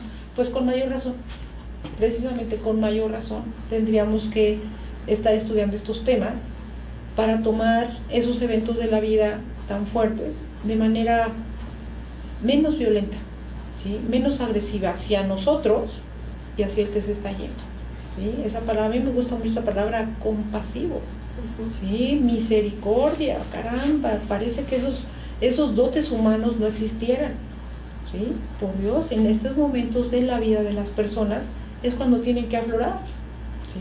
Aparecer esos códigos de entendimiento entre las personas y bueno, nos ha tocado en lo personal ver las campañas, batallas campales, ¿sí?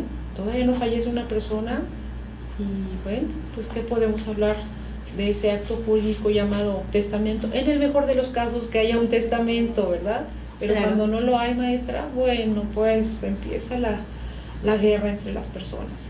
Así es que pues este mundo de la tanatología nos puede dar para mucho, en todas las esferas, puede hablar y hablar y reconocer a todos los personajes. Y todos estaremos implícitos en algún momento en temas de tanatología. Eso es inherente a la persona. Creo que lo más importante, maestra, y la finalidad de estos temas es recordarles que la tanatología, el derecho y cualquier rama, la persona más importante es el individuo al que le está afectando en este momento, el que está involucrándose en esta área. La parte social es importante, es vital, pero lo más importante es mi yo como persona. Por eso hablábamos al principio, ¿no?, de esta parte de nacimiento. Dice presentar vivo o muerto, pero ¿a quién? A la persona, al individuo. El origen de todas las sociedades, el origen de la humanidad ha sido siempre la persona. Entonces debemos de regresar a este principio y decir, yo como persona soy lo más importante. Y a partir de ahí, si yo me cuido y yo estoy bien, ¿cómo va a estar el otro? Claro. En esa misma sintonía y en esa misma frecuencia de cuidado y de atención. Y se puede hacer ahí o un caos colectivo o una alianza con ciertos códigos para atender a un paciente. Es muy cansado atender a un paciente en fase terminal o un paciente con problemas mentales y con un padecimiento largo. Claro. ¿Sí? Es muy largo, muy cansado, y tenemos que ser muy considerados entre las personas que vamos a estar apoyando y cuidando a esa persona. Sabemos por ahí las teorías y la ciencia documentada dice que a veces esos pacientitos se llevan hasta 2 o 3 cuidadores por el nivel de estrés y cansancio que pueden tener al cuidar a un paciente.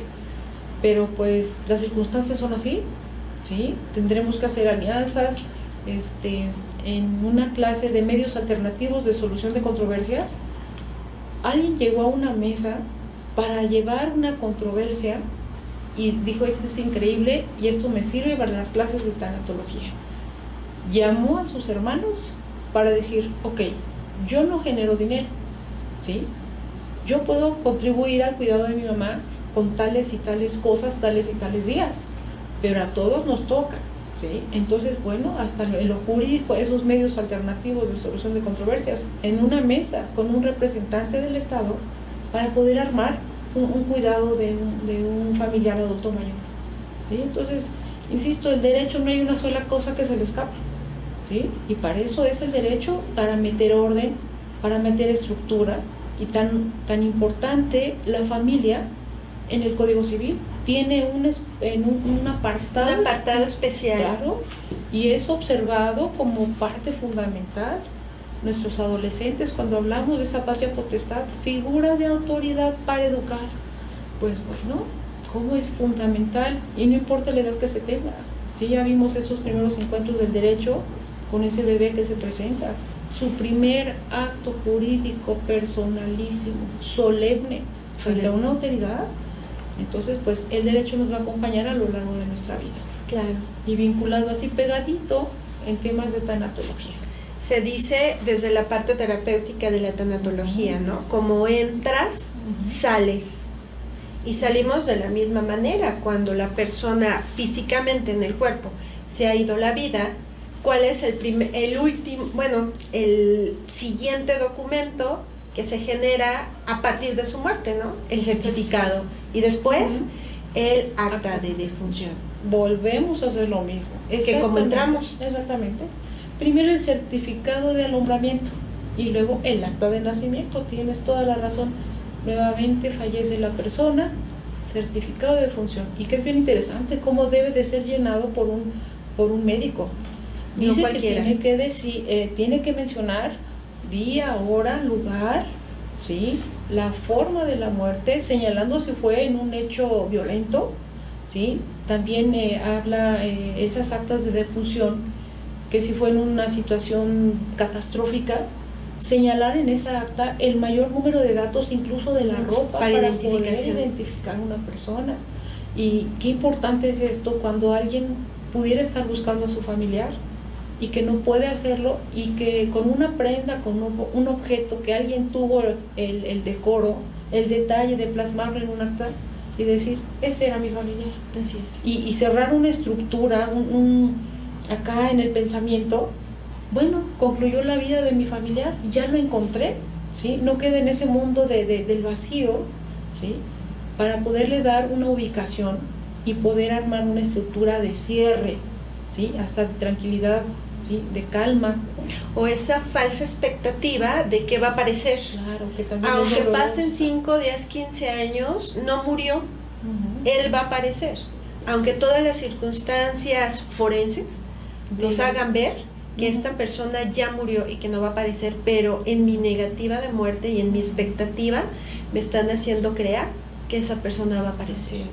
Y qué bueno que existen todas las ciencias pegaditas, y todas las ciencias que pudieran ser necesarias, pudieran ser aplicables a la ciencia forense. Todas. para que, y las que se requieran, hasta las más inverosímiles y las que pudieran venir más adelante, vinculadas al tema de estudios de asuntos forenses, en el caso de la pérdida de la vida o en el caso de una agresión.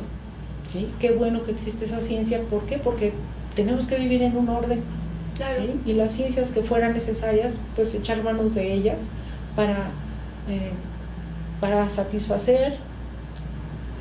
Hay elementos fundamentales, hasta los derechos de un cadáver, maestra, a ser tratado con dignidad, saber una víctima que perdió la vida, ¿sí? Tiene derecho a que se haga justicia, que la persona que le causó daño esté privado de su libertad, ¿sí? Y también incluso hasta su honor, si está de por medio, ¿no? Claro. En una especulación de la que se habla en estos temas forenses, en estos temas de derecho, que se puedan definir las circunstancias que pudieran señalarlo de algo. Entonces, pues, bienvenidas todas las ciencias que puedan ayudar a la tanatología forense. Creo que la especialización de las ciencias es muy importante, porque nos va a dar mayores conocimientos y mayores precisiones, pero todas esas especialidades deben de ser fusionadas para trabajar y no decir, bueno, tal vez mi ejemplo, no, yo solamente soy médico cardiólogo, no me hago cargo de otra cosa que no sea corazón, ¿no? Uh-huh. Sí, pero tienes una base, ¿no? Uh-huh. Que te permite ser parte del sistema. Eres especialista en corazón, pero conoces lo demás. Entonces, apórtanos todo lo que sabes de corazón, pero a todo el conjunto, ¿no? Entonces, por eso creo que todas las especialidades son importantes, pero fusionadas, trabajando en conjunto y no empezar a ver, yo solo soy abogado, tú solo eres tanatóloga, tú eres psicólogo. No, todos somos lo mismo y trabajamos para la misma finalidad y para el mismo individuo, que es la parte principal e importante de lo que estamos hablando ahorita. Maestra, ¿nos pudieras platicar un poco sobre esta dignidad hacia los cadáveres? Ay, eso es precioso y le voy a contar de una anécdota que de verdad parece que uno cuando es maestro viene a enseñar, pero no, también es un binomio tan bonito, sí, que uno aprende. Claro. Sí, yo recuerdo a una alumna que era médico militar y ella era patóloga, entonces pues dice que ella también le entraba al tema de recibir el cadáver rapidísimo y los trataba durísimo, pum, para arriba, ¿no? Entonces, y paz, que se va muriendo su mamá. Y se va acordando de ella misma, cómo trataba con rapidez o a veces con cierta violencia los cadáveres. Dice que en ese momento le entró una contrición, un arrepentimiento, ¿sí? Y entendió. Cuando hablamos de la dignidad humana, que es bien bonito el concepto, dice dignus, valioso, merecedor de todos los respetos que merece una persona por el simple hecho de ser persona. Entonces, no importa en qué momento sea, así sea ese bebé, ¿sí? Ese naciturus, ese ser concebido que no ha nacido, ese decuyus, ¿sí? Pero va a tener todos los respetos que merece por el simple hecho de ser persona. Claro. Es un derecho humano. Claro. El derecho humano está enmarcado en la dignidad de la persona. Entonces, pues, tenemos que ser muy cuidadosos pues con nuestros cadáveres. ¿Sí? Y hay un tema muy fuerte que también yo lo digo en las clases, esa necrofilia. No debemos dejar solos a nuestros cadáveres. Los seres humanos, así yo lo he dicho, son duales, podemos ser duales en cualquier momento. Una persona que es linda y preciosa bajo un acontecimiento puede tener un giro y reaccionar de manera que no es, ¿sí? No es la que acostumbra a ser, ¿sí? Pero tenemos que observar que hay gente que sale de la norma, que tiene patologías, ¿sí? Y pues bueno, una de esas patologías es la necropsia.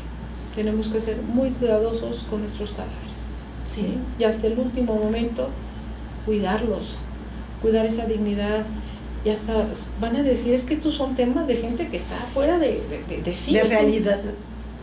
¿Cómo está diciendo qué cosa se va a poner para cuando se muera? ¿No?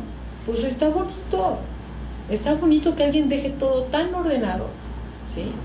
para quitarle problemas a los otros, conflictos entre familiares, ¿sí? Y si pudiera dejar, así en una charla, pues si algo pasa, yo quiero que hagan esto, no me hagan esto también, ¿sí? Entonces, pues es muy válido, y esos temas tenemos que abordarlos y no con choque. Tenemos que ser parte de esta cultura, es cultura y nosotros pública. Como familiares, saber escuchar y complacer. Porque decíamos hace un momento, siempre quiero imponer mi voluntad, ¿no? Mi papá dijo, pero no, pobrecito, ya estaba viejito, no sabía lo que decía, se va a hacer lo que yo digo. La persona fundante de su momento de muerte es él, no yo. Cuando me toque a mí, yo decido. Entonces, hacer todo lo que esta persona dice y tratar de llevar las cosas de la mejor forma, porque todavía las personas no mueren y ya se están despedazando los demás miembros de la familia, ¿no? En estos momentos de muerte siempre surge esta parte del resentimiento, del odio, de que es que a mí mi papá nunca me dio, es que a mí, es que a ti, lo otro. Entonces, para eso es tan importante que podamos asistir a terapia previo para poderlo sanar. Y que cuando estemos ante este momento no estemos perdiendo el tiempo en estas situaciones tan complicadas, ¿no? Sino hay que tratar de que todas las personas, dices tú, doctora, y me encanta la palabra, por compasión, salgan felices. Terminen el libro de su vida así, el fin, padrísimo, y no llorando, y que vaya a haber una segunda parte, no continuará, que va a terminar con mucho llanto, con mucha más violencia, no. Que el fin de la historia, que el fin del cuento sea con una música padre, hermosa, y que realmente sea un fin dulce, como lo que se espera de la muerte. Tenemos mucho miedo a la muerte, y a mí me ha tocado acompañar a varias personas en su proceso de muerte, y no todos sufren. No todos es esta muerte de espanto, de que dejó de respirar, de que tuvo mucho dolor. No es cierto, al contrario. Muchas personas, para muchas personas, sin importar la causa de muerte, su muerte ha sido indolora. Y eso a mí, en la forma personal, me lleva a decir, creo que lo que yo he visto en la muerte no duele. Así es. Pero depende de cómo lo estés viviendo. Porque si somos objetivos, podemos decir, es que desde la vida me duele. Cuando digo, es que nunca le atino al amor, ¿no? O digo, es que todos los trabajos que me han tocado, ¿no? O la familia en la que vine a caer desde vida, ya estás sufriendo. Entonces, ante estos comentarios, ¿cómo va a ser tu salida del escenario? Claro. En sufrimiento. Yo siempre digo, ponle buenos ojos a las cosas. A veces la vida pues no es tan bonita. Es más, yo decía desde los primeros episodios de pérdida, hay quienes nacen pero lindo y precioso, ¿no? Pero hay ocasiones que nace un bebé y se muere la mamá. Así. Su primer impacto tanatológico, frontal, bárbaro, ¿sí? Pero pues, insisto, son parte de las circunstancias que tenemos que pasar.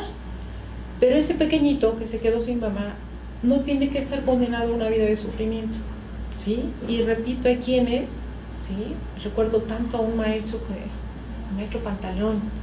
Él salió de una casa de asistencia, ¿sí? Porque su mamá se murió, ¿sí? Era un genio de las matemáticas, ¿sí? Y veía la vida con tan buenos ojos. Dije, por Dios, qué cátedra. Claro. ¿Sí? Y luego también hay formas de salir, ¿sí? Cuando alguien deja el tema de donación de órganos, qué cosa, por Dios, para unos familiares, pero ¿cómo lo van a hacer? Y ya vienen los buitres, cuando viene la gente de Senat, del Centro Nacional de Transplantes, ¿sí?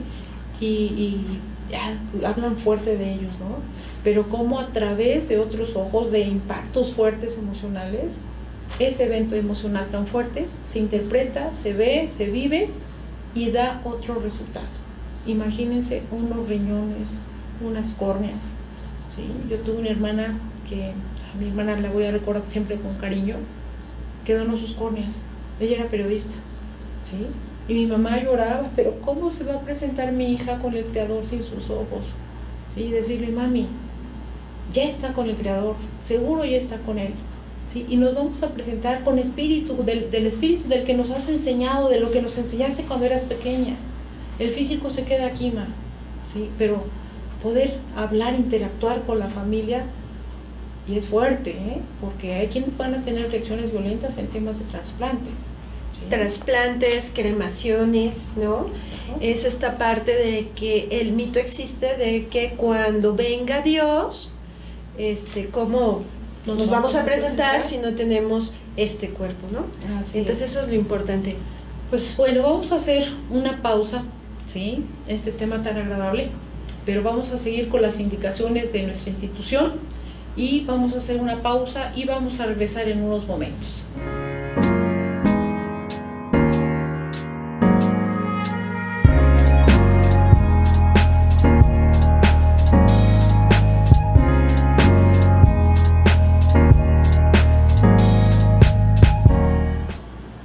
Bien, ya estamos aquí de regreso en el programa y nos quedábamos hablando de inhumación, exhumación, ¿verdad?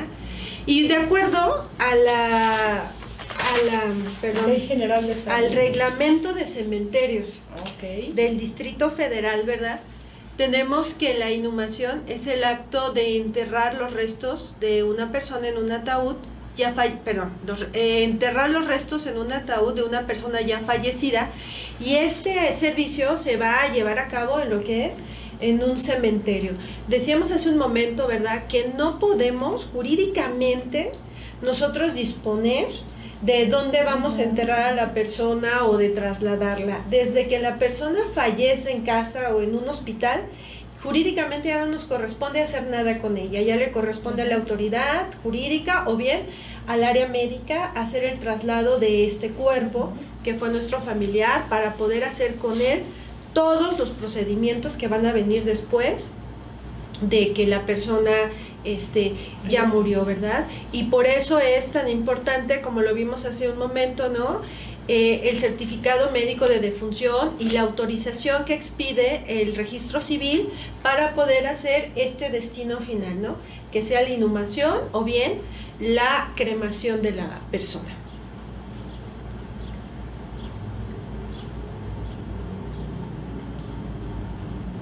La cremación es el proceso de incineración de un cadáver de restos humanos o de restos humanos áridos. Y es un proceso en el que mediante un horno especializado se usa un calor de aproximadamente 1000 grados para deshidratar y reducir el cuerpo humano a pequeños fragmentos óseos cuyo resultado final se denominan cenizas, ¿no? Junto con el entierro, la cremación son las alternativas más populares que hay para la disposición final de este cadáver, ¿no? Y estas dos formas son porque estamos en sociedades y en poblaciones con una alta tasa de población. Entonces, pues las muertes también se incrementan y va a resultar a veces ya insuficiente las áreas especiales de panteones para poder dar abasto a las personas que mueren. Entonces, por eso la cremación es una opción muy viable para poder reducir esta parte de necesidad o de capacidad del Estado, porque no debemos de olvidar que el Estado es quien proporciona este servicio. Lo puede conceder a particulares, porque existen panteones particulares, es concesión, pero el que lleva la rectoría y la autoridad es sin duda el Estado, ¿verdad? Algo muy importante, el tratamiento al cadáver, ¿sí? Y también un cadáver no puede estar expuesto por tiempos prolongados si no es que tiene el tratamiento correspondiente, ¿sí? Y estamos hablando de 48 horas, ¿sí? Donde ese cuerpo puede estar en un servicio funerario, en una casa, pero tiene que estar ya en un panteón o en un tema de cremación, ¿sí? Claro. Por higiene, por norma jurídica, así de simple. Así es, lo que sucede es que muchas veces en nuestra sociedad mexicana, ¿no?, tenemos familiares en el extranjero. Así es. Entonces muchas veces no les da el tiempo de llegar cuando la persona está muriendo y entonces dicen, bueno, ya no lo vio vivo, pero que lo esperemos, ¿no?, hasta que llegue, y son 5 o 6 días. Entonces dice la autoridad sanitaria, dice el Estado, no puedo. Así es. Tiene que ser a lo máximo 48 horas porque murió de tal enfermedad, es un riesgo a la salud y se tiene que hacer el servicio funerario antes. Esto le genera un gran problema a la familia. Y esta situación, qué bueno que la mencionamos, porque lo mismo sucede cuando hablamos de cuidados paliativos, ¿no? Cuando le damos esta parte de que la persona puede ir muriendo sin dolor, ¿no? En tranquilidad, que se le van suministrando medicamentos adecuados para terminar el dolor, y llega y que es que ya va a venir el hijo de Estados Unidos y quiere verla consciente, ¿no? Y entonces lo vuelven a sacar solo por ver al otro. Creo que es una cuestión a trabajar tanatológica, en donde si la persona ya está con el menor dolor, dejémosla ahí. Así es. Dejémosla ahí, y cuando tú llegas en el momento preciso para hacer tu cierre. Llegas en el momento preciso, llegas en el momento preciso para hacer tu cierre y hasta ahí, ¿no?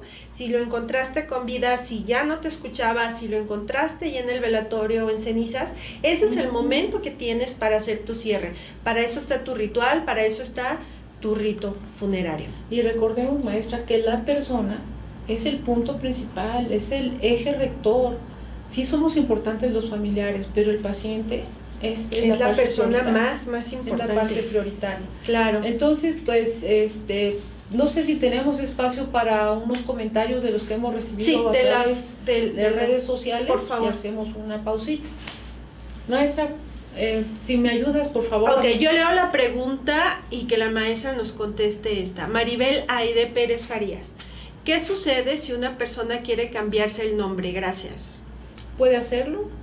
Tiene que promover un juicio, tiene que dar razones por qué, ¿sí? Tiene que tener, y en efecto, tiene que promover un juicio, ¿sí? Y explicar por qué quiere cambiarse de nombre.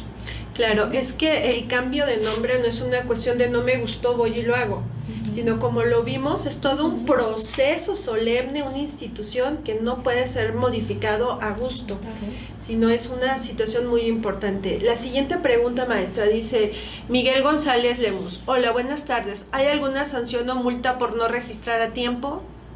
Sí, pero no. O sea, sí le existe, pero es verdaderamente simbólica, y aparte creo que no es necesario una sanción o una multa. Creo que los daños que sufre la persona son irreparables, ¿no? Michelle Álvarez, buenas herramientas del ámbito jurídico, generación 40 jueves. Margarito Valderrama, saludos de su exalumno, un saludo y un abrazo a las dos. El ministro de culto, excelente. Asmero Abasaid, muy interesante los temas, gracias por su conocimiento. Derecho, viernes, generación 18. Avi Esdi, una de las docentes que han marcado mi vida, maestra Ana María, le mando un abrazo a la distancia. Qué bonitas fuerte, palabras, maestra. Qué fuerte, gracias. Ricardo Aceves Martínez, interesantes los temas que se tocaron. Saludos maestras por parte de Ricardo Aceves de la licenciatura en Derecho, 9ª generación. Verónica Hernández, ¿qué protocolo se debe de llevar para cambiar el apellido de una persona? Reiterábamos, no es un protocolo, es a través de un juicio y hay que justificar las causas para modificar este apellido. Y necesitamos saber la situación en particular, ¿verdad? Sí, porque la ley nos da muchas opciones, claro. Cándida Erendira, hola, buenas tardes, saludos, maestra Ana María. Cándida Erendira, ¿cómo se manejaba el registro civil en el siglo XIX al ponerse en marcha las leyes de reforma? Lo pregunto porque hoy en día te encuentras resguardadas las actas de nacimiento en las parroquias. Ok, pues van a ser libros parroquiales, no actas de nacimiento. Entonces, pues van a ser unos vestigios históricos preciosos, ¿sí? Pero imagínense la fuerza que tuvo que tener empezar a estructurar el Estado para quitarle esos libros de la iglesia donde estaban los registros de nuestros mexicanos y empezar a estructurar. Y no va a ser fácil, ¿sí? Entonces, fue empezar a registrar a los nuevos ciudadanos y también empezar a registrar a los que estaban antes. Y los libros de consulta eran los libros de la iglesia. Claro, y además una persona del siglo XIX difícilmente se encuentra ahorita con vida, entonces ya ahorita esta cuestión es meramente histórica. Andrés Loranca, hola maestra Ana María, saludos del team Nancy Llaga. Un grupo de amigos fraternales que quiero mucho. Ok, Hugo Hernández, temas de suma importancia, doctora Ana María, saludos generación 14, día lunes. Minerva Guerrero, definitivamente admirable maestra Ana María, clara en sus definiciones, colocando siempre los derechos humanos sobre cualquier acto jurídico. Betty, tanatología. Estimadas docentes, muchas gracias por su trabajo en IMPO, grandes profesionales. Karen Mata, generación 40B, maestría en tanatología. Es muy interesante la información que nos están proporcionando. De antemano, gracias. Maribel Aide, buenas tardes, generación 40, vespertino. ¿Cuál sería la acción como tanatóloga si una persona acepta un delito? Gracias, saludos. Ok, pues desde el derecho, dice por ahí, el que sepa, el que consienta, el que participa, por ahí tiene cierta responsabilidad. Entonces, lo conveniente siempre es conducirnos con verdad y decirle a la persona que se presente. Y no es lo mismo presentarse, donde va a haber incluso atenuantes, ¿sí?, que cuando Claro. alguien está oyendo. Claro, en el trabajo tanatológico no hay que olvidar que tenemos el secreto, ¿verdad?, profesional. Más sin en cambio se debe de trabajar para que la persona acepte que cometió una conducta que debe de ser sancionada y que debe de afrontarlo. No debemos de solapar o de tapar estas circunstancias, y además creo que también dependería del delito del que se está tratando, ¿verdad? Así es. De las situaciones en particular de la persona. Y cuidado con la coparticipación. Sí, indudablemente. Rachel, saludos, excelentes docentes. Jimena Valentina, hola doctora, saludos, me dio mucho gusto su transmisión y su tema que hablaron. Paulina Rivera, maestra Ana María, un fuerte abrazo, un gusto verla. Miguel González Lemos, los servicios funerarios realizan los certificados de defunción en el domicilio sin tantos detalles del difunto. Sí, pero no. Son gestores. Y Así van a es. hacer el mismo trámite que lo haríamos nosotros, pero ellos tienen sus gestores. Claro. Es una situación un poco no tan real, sino como de mito. Uh-huh. Yo conozco una funeraria que su secretaria de la funeraria, junto con su pareja, mataron a su bebé de 4 años de ella.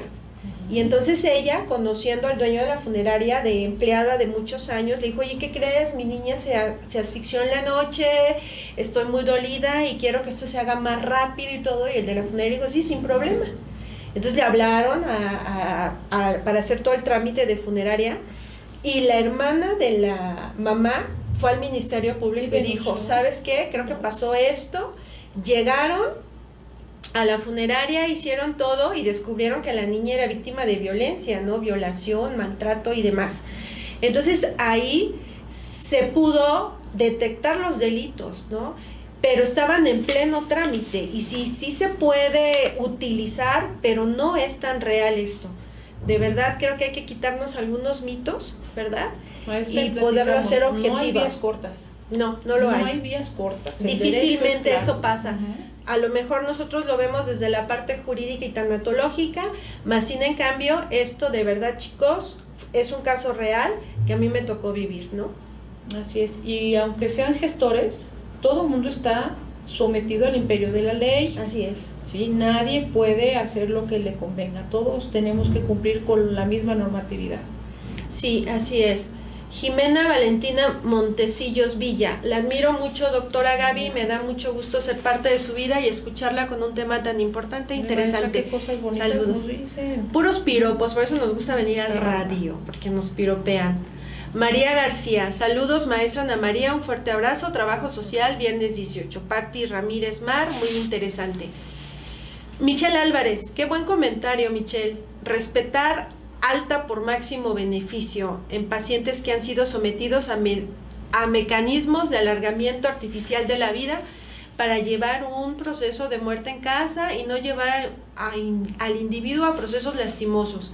Considero que se debe de fomentar la dignidad del individuo desde el nacimiento hasta la muerte. Un axioma, es una verdad. Perfecto comentario, la verdad. Marta Leonor, maestra Ana María, me dio clases en el 2014 en la maestría de tanatología, una excelente docente. Dana Espiricueta, qué gusto verla y escucharla, profesora Ana María. Trabajo social, generación 16A, un saludo. Mariana Rosas, María Gabriela Pérez Becerril, una excelente maestra. Artillería pesada. Sí, muchas gracias chicos por sus comentarios. Roberto Castro, saludos a la doctora Ana María. Muchas gracias por sus comentarios, chicos. De verdad son motivadores para una servidora y creo que también para la maestra. Claro. A seguirnos preparando, a seguirles presentando temas de interés.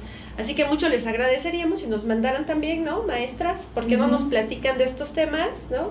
Sí. Para que nosotros los trabajemos y los desarrollemos. Así es. Y de verdad este trabajo que se hace con los alumnos, ¿cómo enriquece? Eso, es más, ahora yo me siento más comprometida. No puedo preparar una clase así media flojita, ¿no? Pues con semejantes comentarios, maestra, no. Sí, es un placer dar clases. Y creo que en lo personal, la materia que más me gusta es bases jurídicas. Me encantan mis materias de derecho, pero tanatología forense, por Dios, es mi pasión, me encanta. Es un gusto, y escuchar cómo las experiencias de los alumnos, por qué están estudiando tanatología, y cada quien tiene sus experiencias, cómo uno se retroalimenta, ¿sí? Entonces, desde lo social, emocional y la parte jurídica que siempre nos va a acompañar. Ok. Bien, pues a mí también me encanta dar clases. Clase que estoy dando, clase que me encanta. No puedo decir cuál me gusta más porque todas me encantan. Sí, Muchas gracias, chicos. Vamos a presenciar, nos vamos a despedir, pero vamos a cerrar con una cápsula muy importante que debemos de tomar todos en cuenta ahorita sobre el lavado de nuestras manos. Muchas gracias y nos vemos pronto. Que tengan buena tarde, la pasamos muy bien. Un abrazo a todos. Gracias.